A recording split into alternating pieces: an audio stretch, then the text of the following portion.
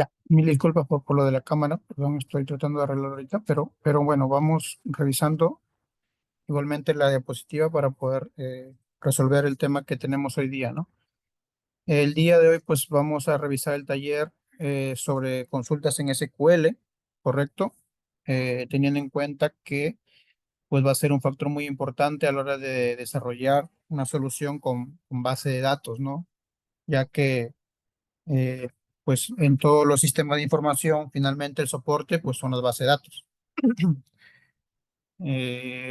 Si bien, pues ahorita existen software como Power BI, como Tableau, como Big Data, pues como otros visualizadores que te permiten hacer dashboard para poder resumir tu información, pero recuerden que todo esto se basa, se soporta en base de datos y las bases de datos pues deben estar correctamente estructuradas, deben estar eh, bien diseñadas, es decir, desde el principio deben estar bien pensadas, ¿no? Es como los planos de una casa, pues tienes que haber pensado correctamente las áreas de tu casa, porque de lo contrario, eh, pues te va a llevar a hacer trabajos innecesarios, quizás romper paredes, romper el piso para poner alguna tubería adicional que faltó, pues, ¿no? Costos adicionales que vamos a tener que asumir y no solamente en el diseño de la base de datos, sino también a la hora de hacer las consultas, ¿no? Porque va a ser una experiencia un poco más detestable quizás por los usuarios porque van a estar esperando que la consulta se ejecute y va a demorar mucho tiempo. En tema de sistemas, pues el tiempo no es tan permisible darse pues tantos segundos a veces, ya eso es una latencia, a veces los usuarios no esperan tanto, ¿no? Entonces, el taller de hoy día pues trata de eso justamente, de ver algunas técnicas que podemos aplicar en nuestra base de datos, son pequeños tics, ¿no? En resumen, son 8 tics que tengo para compartirles con ustedes. Y Y estos tips pues van a poder ayudarnos van a poder ayudarnos a resolver ciertas o pequeñas problemitas que pueden estar por ahí afectando nuestras consultas más que todo, ¿no? Bien, bueno, ya creo que describieron a mi persona, pues simplemente acotar de que el tema de base de datos pues es algo que es parte de mi día a día. Trabajamos con sistemas grandes como SAP, ¿no? Y, y obviamente también tenemos sistemas pequeños con SQL Server, sistemas con Oracle y también estamos ya incursionando en sistemas web y ahí estamos utilizando pues MariaDB, MySQL, ¿no? Entonces tenemos ahí 4 motores de base de datos que estamos trabajando, si bien pues el SQL como lenguaje es la base de todo, todos digamos, se cimenta sobre el lenguaje SQL, que es el estándar, pero cada motor de base de datos, pues sí, le ha dado sus propias modificaciones, ¿no? En el caso de SQL Server, por ejemplo, nació el Transact SQL, en el caso de Oracle, pues nació el, el PL SQL, ¿no? Que es un lenguaje de programación ya en el Oracle, ¿no? Y así, pues la sintaxis va a tener pequeñas variaciones. Así que esto está dirigido para SQL Server específicamente, lo que vamos a revisar. Pero bueno, obviamente tendremos que buscar la similitud o la homologación con otra base de datos quizás que estemos nosotros trabajando, ¿no? Eh, Nosotros para darnos cuenta de que realmente estamos trabajando sobre una optimización en la base de datos, pues el tiempo va a ser nuestro principal factor, nuestro principal aliado. Cuando nosotros queremos optimizar algo, quiere decir que hay un problema en el tiempo, que la consulta está demorando más de lo que necesitamos, más de lo que podemos tolerar, ¿no? Así que la optimización de consultas básicamente es un conjunto de herramientas, un conjunto de tácticas, es un conjunto de tics, de trucos, se puede decir, ¿no? Que podemos nosotros aplicar para poder nosotros reducir esa latencia. Y como te decía, pues principalmente todo esto parte de la estructura de la base de datos, del plano, de esa casa que hemos construido mal, ¿no?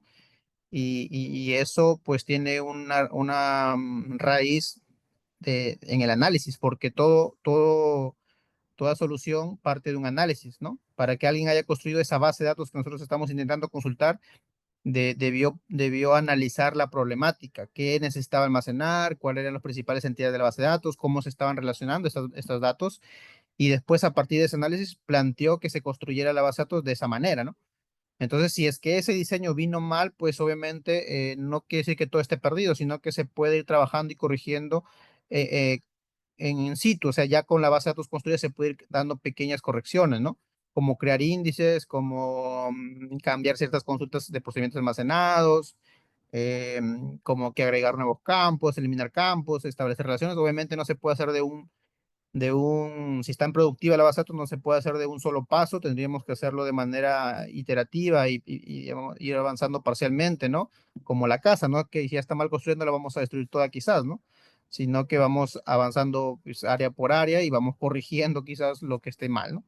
Entonces es algo así lo que va a suceder.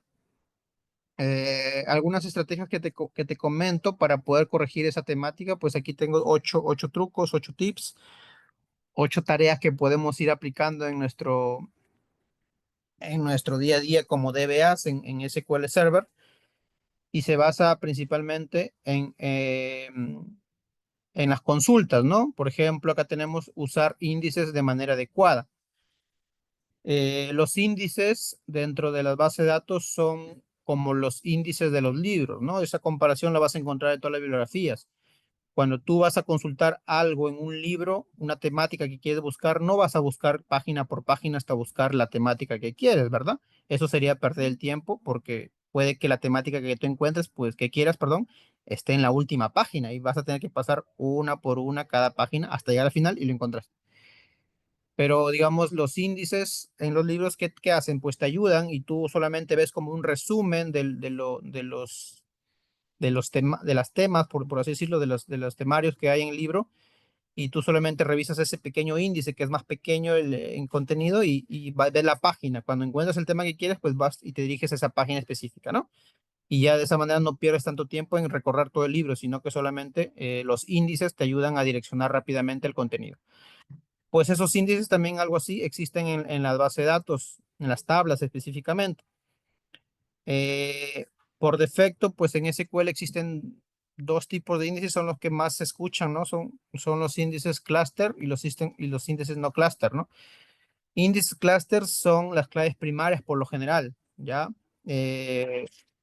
Que te permiten una ordenación automática por un campo específico. Ese es el índice cluster, las claves primarias. Cuando tú creas una tabla, automáticamente vas a tener un índice cluster, ¿no? Por ejemplo, acá en esta creación de tabla de una base de datos, si tú creas una tabla y tú estás definiendo que el campo Business ID es de tipo primary key, pues automáticamente esto se va a crear como índice cluster, ¿correcto?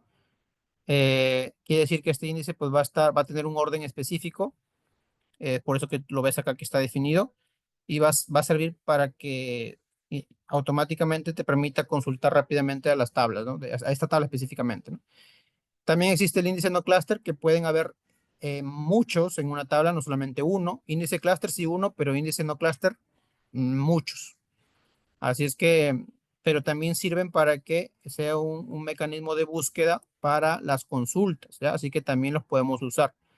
Por ejemplo, acá a la derecha vemos algo como una creación de un índice único a una columna llamada row width, ¿no? Para que sea como es como un pseudo cluster primario, ¿no?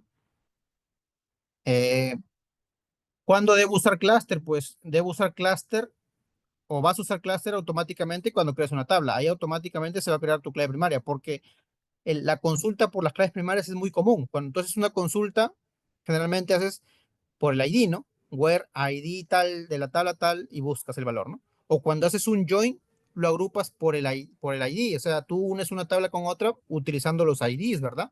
Es por eso que SQL, entendiendo ese comportamiento, pues hace que automáticamente las claves primarias se creen como índices cluster, ¿no? Pero también, si es que obviamente necesitas hacer consultas por otros campos, deberías también pensarlo si es que te conviene ponerlo como índice no clusterizado también, ¿no? Como el otro tipo de índice, porque también va a ser digamos, una forma de poder hacer consultas eficientes por ese campo que vas a ponerlo como índice, ¿ya? Entonces nos sirve cuando hacemos where, cuando hacemos join, cuando hacemos group by y cuando hacemos ordenaciones, porque si el índice viene ordenado, pues obviamente va a ser muy fácil para la lógica de la consulta, pues que ordene los datos, ¿no? ¿Sí? Ese es como primer tip. El otro tip que te puedo dar es que evitemos eh, un select asterisco. Por lo general, cuando queremos hacer consultas en las tablas, pues hacemos select asterisco y el asterisco recuerda que te trae todas las columnas. Pero si a veces no necesitamos todas las columnas, ¿verdad? Por acá tengo yo para que también podamos ir viendo. Eh, a veces uno suele hacer eh, select asterisco y la tabla, ¿verdad? Y ese asterisco pues te está trayendo todas las columnas, mira, ve. Columnas a veces innecesarias para lo que queremos, obviamente, ¿no? Porque a veces hay un campo que es nulo, quizás y no hay valor y no implica mucho valor para el análisis, ¿no? Entonces, pues si lo que yo realmente necesito solamente es el nombre y el apellido, pues bastaría con hacer esto, ¿no? Y esto me demoraría menos tiempo que devolver todas las columnas, ¿no? Sí. Obviamente aquí vas a ver que se demora pues 0 segundos, aquí también vas a ver que se demora 0 segundos, pero esto porque estamos trabajando con 19.000, 20.000 registros, ¿no? Cuando hablemos de más registros, pues obviamente sí se va a sentir la latencia, ¿verdad? Entonces ese es otro tic que hay que tener cuidado de poder aplicar, ¿ya? Porque eso va a reducir el uso de la memoria y además mejora el rendimiento de nuestras consultas. Solamente limitarnos a los campos que necesitamos. El tercer tip o la tercera herramienta que podemos usar es ver las estadísticas de nuestras consultas. O sea, los motores de base de datos tienen herramientas donde tú, si las activas, pues puedes ver cuánto demora esa consulta. Por ejemplo, esto se activa en SQL Server con esta sentencia, donde activas las consultas, las estadísticas de entrada y el tiempo de entrada también. Y obviamente después lo apagas para que no esté consumiendo recursos en el motor, pero le estás aplicando a esta consulta de acá. Por ejemplo, por cierto, la base de datos que estoy usando es Adventure World 2022, que es la base que viene de ejemplo en el SQL Server, que tú lo puedes descargar de la propia página de SQL Server, ¿no? Entonces, si tú activas esto antes de una consulta, pues vas a ver el resultado también, ¿sí? Pero además en la consola vas a ver algo como esto, mira, ¿no? Digamos que te va a dar cuántos se demoró el tiempo del CPU en preparar la consulta. Dice 13 milisegundos aquí, ¿no? Y además vas a ver cuánto se demoró en ejecutar, en ejecutar la consulta, ¿no? Entonces en preparar la consulta y entonces en ejecutar la consulta. Entonces aquí estos tiempos pueden darte también indicio de que tu consulta está demorando más o demorando menos, ¿no? Entonces es importante que también puedas activar estas estadísticas, al menos para consultas grandes, para consultas que te estén significando una latencia, ¿no? Aquí pues no se evidencia mucho porque estamos haciendo un simple where, pero si quitamos el where, quizás podríamos ver que demora un poquito más, ¿no? De esos 13 y 1, pues vamos a verlo más elevado, ¿no? Acá vemos, mira, 104 segundos para ejecutar la consulta, ¿no? Tiempo de ejecución. Antes demoraba, creo, como 2 segundos, creo que era. Pues ahora está viendo 104 milisegundos, ¿no? O sea, es poquito, son milisegundos, pero igual, eh, digamos que es una consulta más cargada porque obviamente no le he puesto un where y también estoy haciendo un select asterisco, ¿no? No estoy haciendo una limitación de las columnas, ¿no? Pues si delimitamos las columnas, también podríamos ver de que quizás esto demore un poquito menos, ¿no?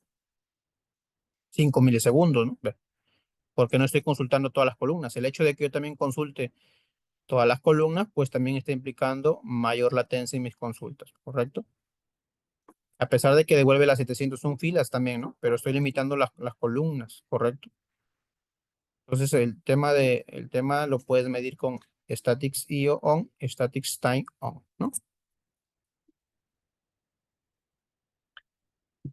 Eh, el tercer, la tercera herramienta que puedo también comentarte es que los joins hay que usarlos de manera eficiente, ¿sí?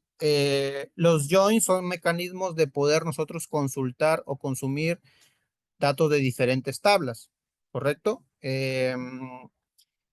Generalmente esto yo lo explico porque todo el mundo seguramente ha usado en los Excel, ¿verdad? Y tiene a veces datos en una hoja, datos en otra hoja y aplica un buscar V, ¿no? Y tú buscas datos de otra tabla a partir de datos de una tabla, de la primera tabla, ¿no? Por un campo en común. Eso es lo que hace un join básicamente. Va y busca y hace el match de dos tablas diferentes por medio de un campo en común. Y ahí es donde juega principal participación justamente las claves primarias y foráneas de ambas tablas, respectivamente, ¿no?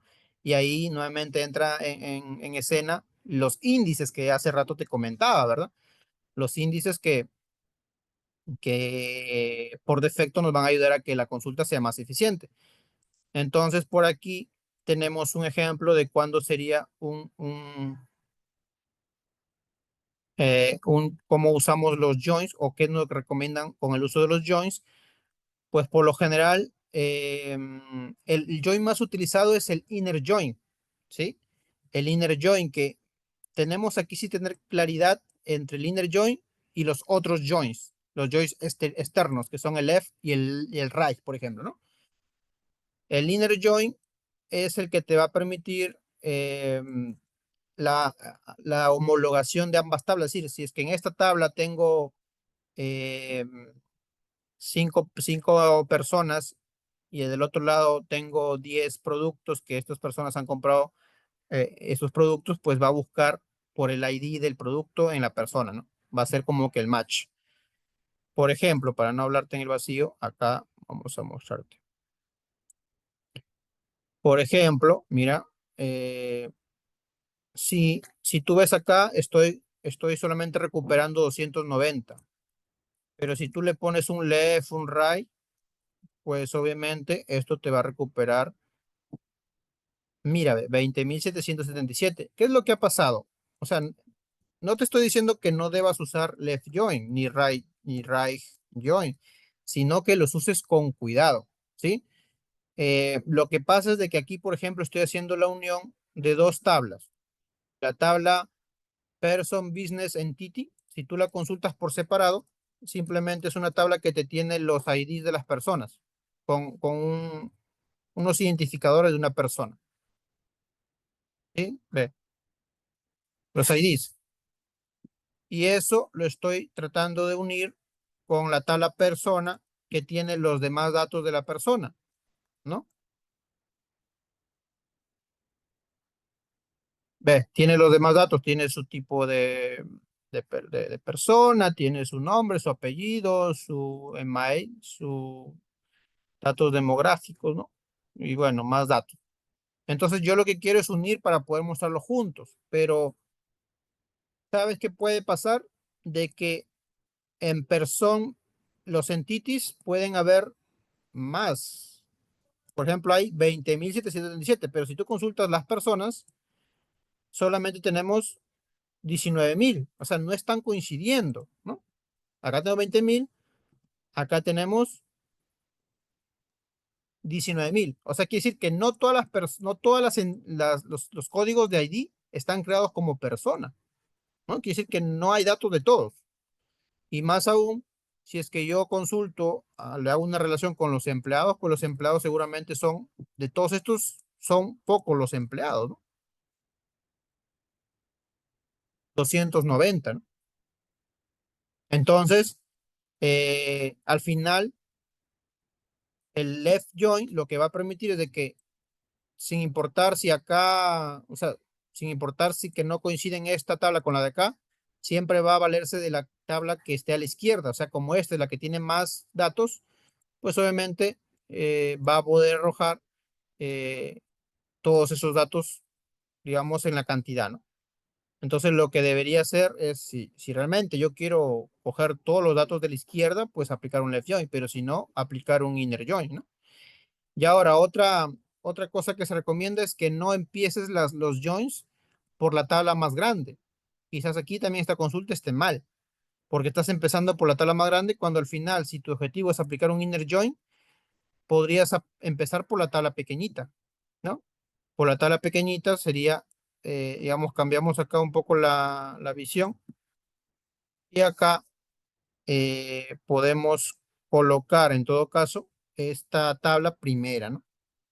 Porque esta es la que tiene menor cantidad de datos, ¿sí?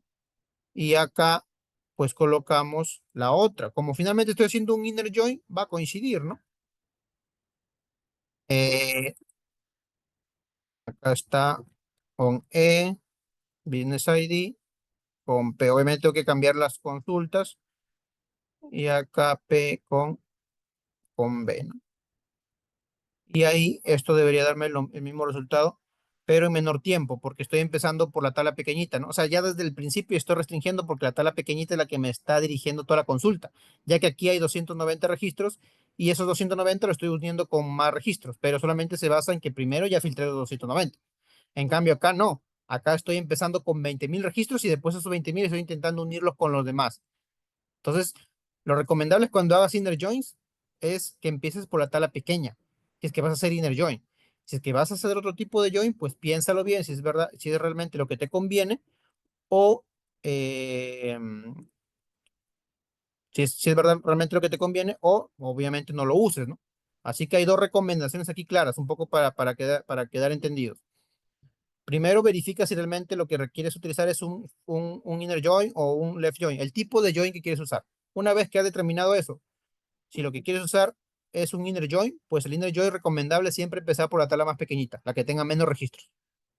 Por eso, pero no sé cuál es la tabla más pequeñita. Ah, pues puedes hacer un cone de esa tabla, de las tablas que quieres hacer joins, haces un cone, ¿no?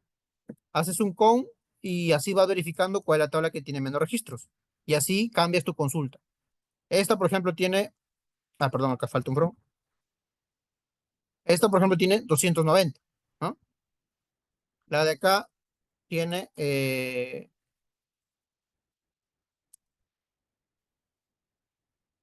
tiene 20.000, ¿no? Entonces esta de acá está empezando por la más grande, a pesar de que estoy haciendo inner join. Este sería un poco ineficiente. Lo de acá sería más eficiente. Ahora, y si usas left, peor sería, bueno, aquí en left sí hay que tener cuidado. El left no importa la tabla grande o la tabla pequeña, sino realmente importa qué tabla quieres que vaya a la izquierda, porque se basa en eso, ¿no? ¿Cuál es la tabla que quieres que reporte todos los datos? Porque left siempre va a reportar de la tabla que está a la izquierda de left todos los registros y de la tabla que está a la derecha, pues si es que encuentra coincidencia, bien, si no lo encuentra, pues normal, lo pone nulo, ¿no? Ya, entonces, dos recomendaciones, ver el tipo de join que quieres utilizar y si se trata de inner join, la tabla pequeñita debe ir primerito, ¿ya? Eh, ¿Qué más? Seguimos con el siguiente. El siguiente es el uso de las subconsultas. Una subconsulta es una consulta dentro de otra, ¿no?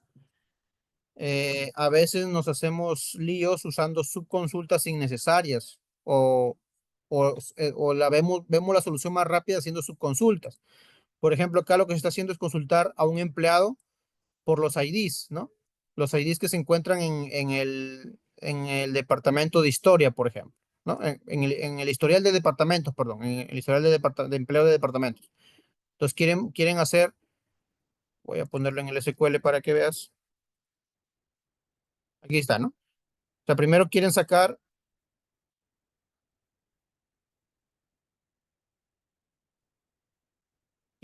todos los IDs de este departamento, ¿no? Y mira, también así están haciendo otra consulta acá. ¿Ve? Primero, quieren sacar el ID del departamento de producción. Ese departamento lo están buscando en todo el historial de acá. Y después hacen la consulta en base a estos nuevos ID, ¿no? Y ahí te consultan pues esas entidades, ¿no? Eso podría verse más eficiente pues haciendo un join, ¿no? Haciendo join. Eh, ¿Ves? Te devuelve lo mismo que está acá, 180, pero esto es más ineficiente. Y esto lo puedes ver aquí en propio SQL, pues tienes una opción para poder activar el plan de ejecución. Por ejemplo, si tú tienes activado este check, cuando ejecutes una consulta, te va a salir aquí unas pestañas. Bueno, la de mensajes siempre te sale, pero te sale esta de ejecución de plan, ¿no? Lo que te está, significando esta consulta con subconsultas, pues es todos estos procesos. O sea, para ejecutar esta gran consulta han ido ejecutándose distintas operaciones, ¿no?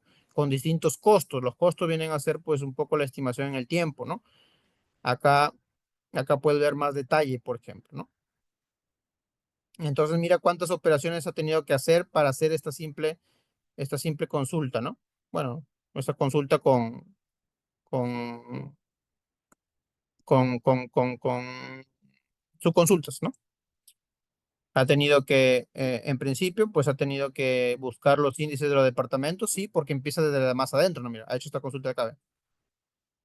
Los departamentos primero. Ha tenido que buscar los departamentos, luego ha tenido que hacer los empleados, que están por aquí, empleado history, y luego ha tenido que hacer otro, o sea, internamente las subconsultas se transforman en joins, pero esa transformación cuesta, pues, ¿no? No es como que directamente le pongamos subconsultas, ¿no? ¿Dónde se fue mi subconsulta? A ver, creo que cambié de hoja. Acá estaba. Y esta de acá se fue para otro lado. Esta de acá, ¿no? Entonces, si yo ahora ejecuto esta, pues seguramente el plan es más pequeñito, quizás, ¿no? Vamos a ver.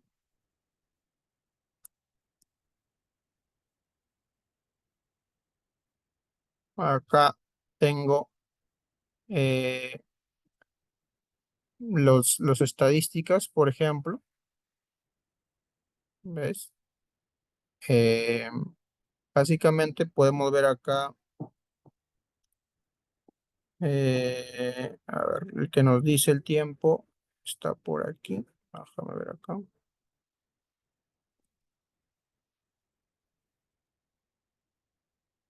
Aquí está.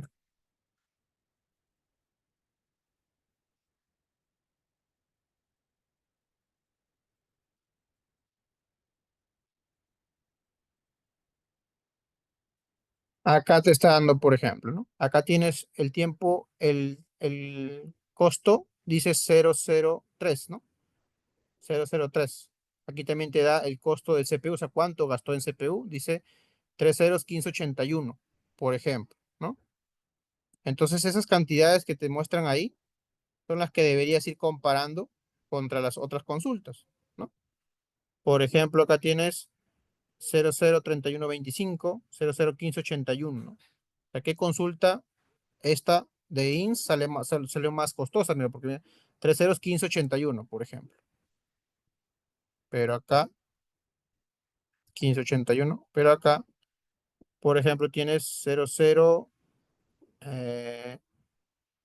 001764, por ejemplo, esa es menos costosa. Entonces tienes que ir comparando. Acá, por ejemplo, tienes el 00773 de lo que devolvió. Así que eso puedes ir comparando, ¿no? Eso puedes ir comparando para que veas qué consulta pues sería más eficiente que la otra, ¿no? Entonces, esto de acá se analiza pues a más profundidad, obviamente, ¿no? Solo que en este taller pues más o menos estamos dando las pinceladas que nos permitirían ver pues qué consulta sería más óptima o no. Y las que son con subconsulta pues definitivamente son pesadas, son costosas. El costo que vas a ver reflejado pues es más alto, es más alto, ¿ya? 947% dice por acá. Vamos a ver qué dice por acá. También dice 947%. Bueno, es que lo que pasa es que son consultas muy pequeñas. Como es data muy pequeña esta de la base de datos, pues no la vas a ver quizás a detalle la diferencia, ¿ya? Porque obviamente estos ticks se manejan sobre datas extensas, sobre datas pesadas. Así que quizás por eso puedas estar viendo que son casi similares. Obviamente porque no implica mucho, son pocos registros, son 186 filas nada más que estás devolviendo. Bien, vayamos con el otro paso, con otro tick. Pues hay que evitar, a veces aplicamos esto, ¿no? Y este campo, pues resulta ser un campo indexado. Hace rato hemos hablado de los índices. Quiere decir que se le ha creado un índice clúster porque es una clave primaria o es un índice no cluster porque le creamos un índice para esa columna, ¿no? Y aplicar funciones en ese tipo de columnas hace que el índice se pierda, es decir, que no se esté utilizando de manera óptima. Es como si es como que el índice del libro que te permite ir directamente a la página lo estuvieras vedando un poquito, ¿no? Como que rayando y no te deja ver pues, realmente el índice. Lo estás como que envolviendo el índice, es como si le hubieras pegado si las dos hojas del inicio se hubieran pegado y no puedes ver el índice, es como que el índice no se viera. Así que aplicarle funciones es una mala práctica, ¿ya? Porque no te permite utilizar correctamente el índice, ¿ya? Ya que si no estás usando el índice, pues no quiere decir que no es que está buscando toda la tabla y no está yéndose directamente al índice, porque no está utilizando el índice. Así que es mala práctica utilizar funciones en ese índice, en esa columna que está con índice, ya sea clúster o no clúster. Lo correcto para esta columna, por ejemplo, podría ser esto, ¿no? Un like, un like que empiece con tres, ¿no? Que empiece con los tres caracteres de la izquierda, ¿no? Pero no estás envolviendo para nada a esta columna, ¿ya? Entonces eso también lo puedes ver aquí. Obviamente, como te digo, esta es una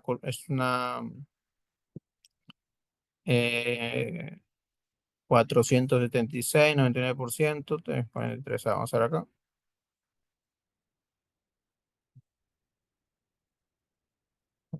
1583 CPU, por ejemplo. Y acá,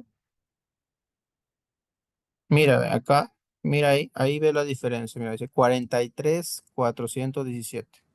00,43,417.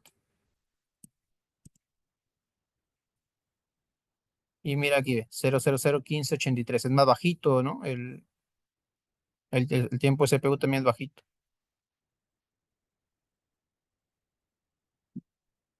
476, ¿y acá sale cuánto? A ver, perdón. Acá más bien salió más alto, ¿no? A ver. 1583. Y acá,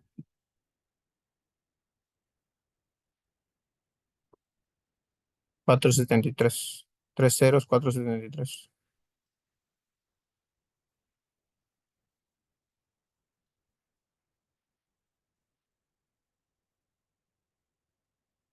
Claro, este es más bajo, porque mira, es tres ceros, 1, ¿no? Y el otro es tres ceros, 4. Este de aquí es más bajo, ¿no? El tiempo, fíjate en el estimado CPU costo, dice 0,301, ¿no? Y el otro es tres ceros, 4, ¿sí? En el tiempo del CPU, ¿cuánto se demoró? Aquí está, ¿ve? Parecía menor porque dice 476, pero si te fijas en los decimales dice tres ceros, 4. Eso ya es más alto que tres ceros, 1, ¿no? ¿Correcto? Ahí puedes darte cuenta en el tiempo estimado de CPU. Aquí dice demoró 0,3 ceros 476. 3 ceros 476. Y acá ves que se demoró 0, 3 ceros 1. El 1 es menor que el 4, ¿correcto? A pesar de que tenga 4 decimales a la derecha, ¿no? El otro simplemente diga 476, pero el 4 es mayor que el 1 en el cuarto decimal. Así que eso debes comparar, el tema del CPU. Acá también pudimos haberlo hecho. Porque acá como son varias consultas tienes que ir por paso, ¿no? Acá dice 1580. Acá tendrías que sumar todo, ¿no? Para ver cuánto te demoró todo el select realmente. Tiempo de CPU. Acá, acá tienes 40773, por ejemplo. Y acá debe ser un poquito más seguro.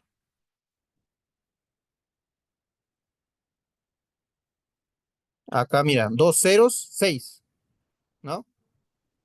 Eso es mayor porque es 206 en el tiempo del CPU. Y acá te está dando eh, 1, 2, 3, 4 ceros, o sea, muy bajito el valor, ¿no? 773, ¿correcto? ¿Lo estás viendo? Son 4 ceros, 773. Y esto de acá te está dando solamente 2 ceros, o sea, ese valor es más alto, ¿no? Está más cercano al 1, ¿ve? 2 ceros, 624,97, ¿correcto? Fíjate en el tiempo estimado de costo de CPU, es lo que está demorando tu consulta, ¿no? Eso se puede traducir en tiempo también, ¿no? Entonces ahí tú comparas qué consulta es la que se está demorando más. Pueden ser pequeños decimales, ¿no? Pero para una consulta pesada, esa pequeña diferencia de decimales se va a convertir en muchos segundos, ¿no? Y eso ya es pesado, pues obviamente para el usuario. Ya, entonces así comparas por el tiempo estimado de tu CPU y hay otras métricas que también puedes revisar, ¿ya? Pero el tiempo estimado de CPU es una buena métrica para poder revisar ahorita. El penúltimo tick sería usar top y offset. Esto hay que usarlo cuando no necesitamos devolver todas las columnas, todas las filas. Si hace rato vimos que no usemos asterisco para devolver todas las columnas, sino que utilicemos las columnas, tus nombres para devolverlas, también igualito aplica para las filas. A veces no queremos todas las filas, entonces estamos haciendo una prueba de las filas, una consulta así. eh, a ver, perdón. Estamos haciendo una consulta nada más. eh, digamos, mira, acá abajo te está dando también, al activar esto, no me había fijado, acá, te está dando también un poco el resumen, ¿ve? Ya no te lo da disperso, sino que te lo da así, ¿ve? En forma de tabla. Eso también te puede ayudar a un poco a verlo más claro, ¿no? No como el árbol que veíamos, sino te lo da en forma de tabla y aquí tienes justamente el total del costo de esta parte, ¿no? El costo de todo, de esa parte, ese proceso, ese subproceso, el tiempo estimado de CPU también es una medida, el tiempo estimado de entrada, o sea, cuánto tarda recuerda que la base de datos es una comunicación que está entre el sistema operativo y tu motor de base de datos. Ese es el tiempo estimado de entrada y salida. I/O, el sistema operativo está entrando a los almacenes físicos de la base de datos, en este caso son los archivos lógicos de la base de datos, y ahí ese tiempo de entrada y salida de los datos, pues eso también está implicando una demora, ¿no? Entonces estas medidas te pueden dar una idea de qué es lo que está dando mayor demora, ¿no? Pero bueno, volviendo a esto, voy a desactivar esto ya. Eh, a veces queremos solamente devolver ciertas filas, acá tenemos 290. Por ejemplo, solamente queremos revisar esta tabla para ver qué tipo de datos tienen, pues usamos un top, ¿no? Solamente quiero ver qué tipo de datos tiene, una muestra de eso, y no necesito hacer un select de todo, ¿no? Sino que podría utilizar esto. Top algo me limita las filas a ciertos registros, ¿no? ¿Sí? A 15, a 20, pues para obtener una muestra nada más de esto. Y lo otro es que también puedes aplicar la paginación. Por ejemplo, si esto de acá tiene 290 registros y tú quieres ir analizando por partes, o sea, está bien, quieres los 15, pero quisieras también sacar los 15 siguientes, del 16 al 30, ¿no? Pues puedes aplicar lo que es paginación, ¿ya? Esto de acá, por ejemplo, te da los siguientes de 10 filas, ¿no? En cada vez. Por ejemplo, acá tienes, a ver, acá tienes todos, ¿no? Cada vez que ejecutas esta consulta te devuelve las siguientes, mira. Las siguientes, a ver, un minuto. Eh, Fetch. Pero esto tienes que aplicarlo, por cierto, en una consulta de aplicación, porque si no, ahí, por ejemplo, te está dando, mira, esta paginación, digamos, lo vas modificando con esto. O sea, esto se utilizaría de manera, ahorita obviamente siempre te va a dar lo mismo, ¿no? Lo que pasa es que esto tendría que ir cambiando. Por ejemplo, acá está diciendo que empiece en 10. No está empezando en el primer registro, sino está empezando en el registro 10. Y tú dices, no, que empiece en el 200 y que me devuelva los 15 siguientes, va a empezar en el 200 y me devuelve los 15 siguientes, ¿no? O sea, esto debería ir cambiando en el sistema de información, el que tú llames esta consulta, o en el procedimiento almacenado, tú podrías pasarle los parámetros. Y en la lógica de ese sistema de información, pues obviamente tendrías que ir pasando, hacer el llamado de la siguiente, de la siguiente, de la siguiente, para que no devuelva todo el registro de porrazo, ¿no? De un solo, sino que vaya devolviendo conforme tú le vayas pidiendo de a poquitos, de a poquitos. Y eso es más eficiente que devolver toda, toda la consulta. O devuelves una pequeña muestra o vas devolviendo de a poquitos empezando desde un origen, ¿no? Podrías ir diciendo, dame de 0 a 15, de la fila 1 a los 15 siguientes, pues te da de la fila 1, ¿no? Una vez que consumiste los 15 siguientes, pues ahora empieza en la columna 16 y dame los 15 siguientes. Dame ahora el 31, ¿no? Del 31 al siguiente. Y así. O sea, este valor tendría que ir cambiando de manera dinámica. Esto lo podría hacer con Transact o desde la lógica del sistema, pues, de información, desde los lenguajes de programación, Python, Visual Basic, Java, eh, JavaScript, pues todos podrían ir de manera automática pasándole el parámetro para que esto se vaya consumiendo. De pronto, cuando el usuario le dé clic en ese botoncito que dice, ¿no ves que cuando tú tienes una página y abajo dice next, next, siguiente, siguiente, siguiente, donde te muestra una tabla con más resultados y después te dice página 1, página 2? Realmente no te están devolviendo todas las filas, sino que te están devolviendo cada vez que el usuario hace clic, ahí están ejecutando una nueva consulta de paginación y no están devolviendo toda la cantidad de filas de un solo golpe, ¿no? ¿Sí? Entonces eso también podrías ir aplicando. Y como último tic, pues el particionamiento. El particionamiento es una herramienta muy poderosa en las bases de datos porque te permite, como su nombre dice, particionar, dividir tablas demasiado grandes. Por ejemplo, en esta tabla que yo te estoy dando por aquí, tenemos registros grandes, por ejemplo, podríamos decir que 31.000 es grande, ¿no? Y queremos esto ir separándolo, ¿no? Ir separándolo. Entonces, ¿qué se hace? Se crean particiones. ¿Las particiones qué cosas son? Son como divisiones lógicas de la tabla. Es decir, va a ser una misma tabla, pero no todo se va a almacenar en un mismo espacio. Es como que si, imagínate una caja, ¿no? Una caja donde tú tengas ropa. Sería distinto meter ropa, camisas, pantalones, medias en la caja grande. Imagínate una caja de 1 metro por 1 metro, ¿no? Metes ahí tu ropa. Sería muy distinto esa situación que en la misma caja poner pequeñas bolsas, donde en las bolsas estén los pantalones, en otra bolsa estén los polos, en otra bolsa estén las medias, los chores. Cuando tú vayas a buscar un pantalón en la primera caja, será muy caótico identificar un pantalón porque lo tienes todo mezclado, ¿no? En la otra caja, en cambio, será muy más fácil porque sabes que en una de las bolsas está los pantalones, en otra bolsa está los chores y las medias, ¿no? Entonces está más ordenado. Es un mismo espacio, pero está como que es dividido, ¿no? Está como que dividido. Eso es una partición en una base de datos. O sea, la base de datos va a ser una sola. La tabla, la caja que te hacía mención, va a ser la misma, pero al interno se va a dividir en porciones lógicas que cuando tú consultes, la consulta se ve dirigida a la partición específica, no se ve dirigida a toda la tabla. Va a ser como el acto de ir a buscar solamente el pantalón porque sabe que va a estar en la bolsa de pantalones y no va a ir a toda la caja. ¿Sí? Entonces el hecho de particionar una tabla muy pesada, cuando tú hagas tu consulta, va a ir a la tabla particionada, a la partición específica, ¿no? Y eso va a hacer que optimicen el tiempo, ¿no? El ejemplo, pues aquí está. Primero se crearían las particiones.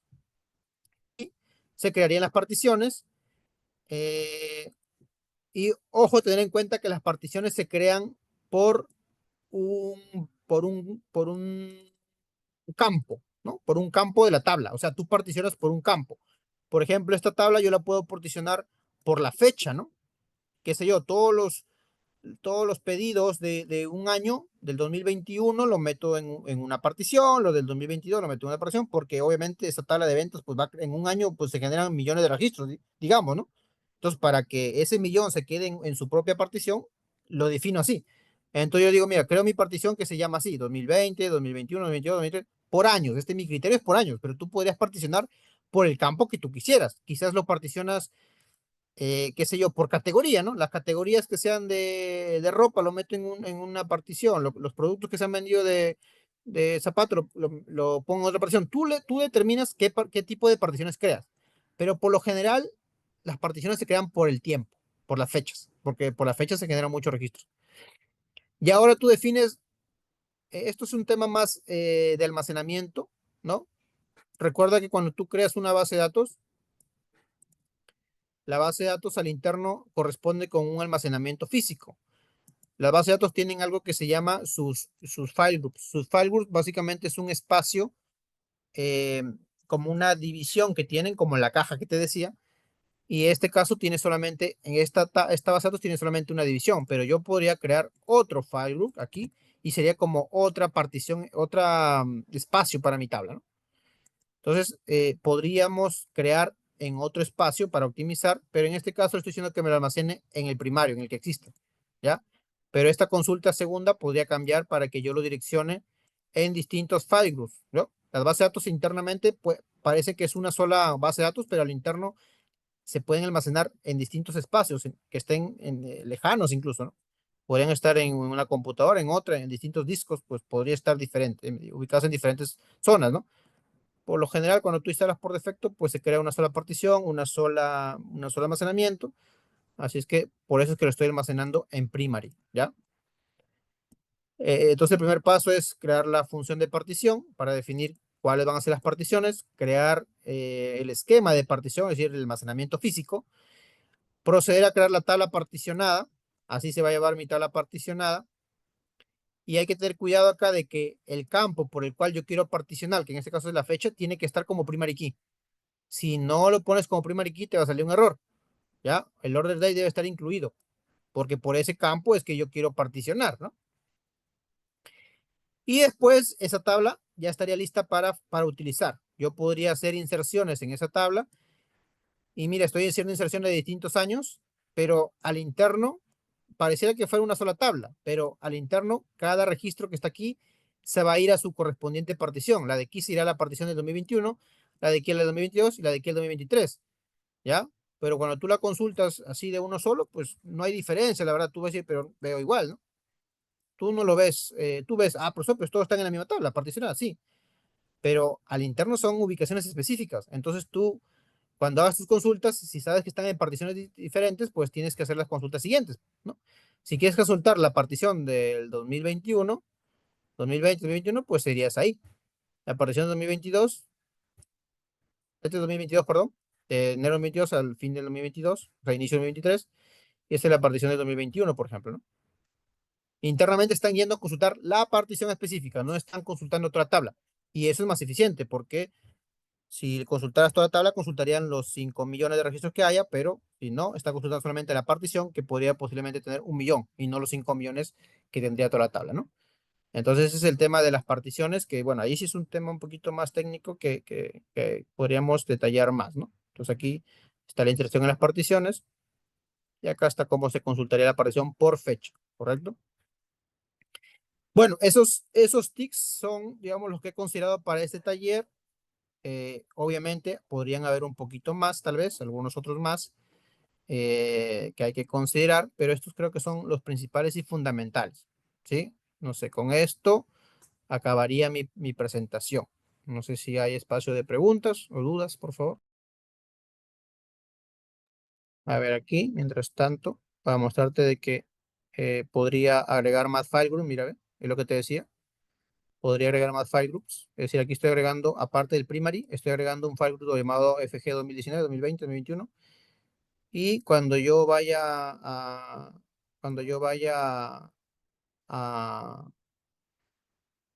a crear, digamos, a ubicar estos file groups en un disco, pues lo hago de esta manera, ¿no?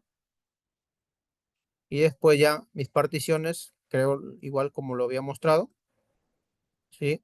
Pero cuando voy a almacenar mis particiones ya no lo hago en primary, ya lo hago en los respectivos file groups, mira. Esto diferencia un poco lo que te mostré aquí, ¿no? Que solamente lo estoy almacenando en un solo file group primario, como un solo archivo físico, pero acá lo estoy almacenando en distintos file groups, mira, que obviamente previamente han sido creados, ¿no? Y que son ubicaciones físicas, ¿ve? Con tamaños, ¿no? ¿Ve? Con tamaños específicos y con crecimientos específicos.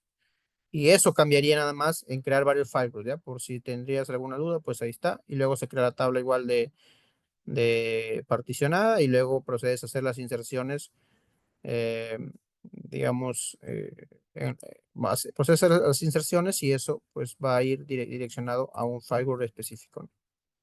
¿Ya? Entonces eso para que no quede dudas. Ahora sí, no sé si hay consultas, dudas adicionales, por favor.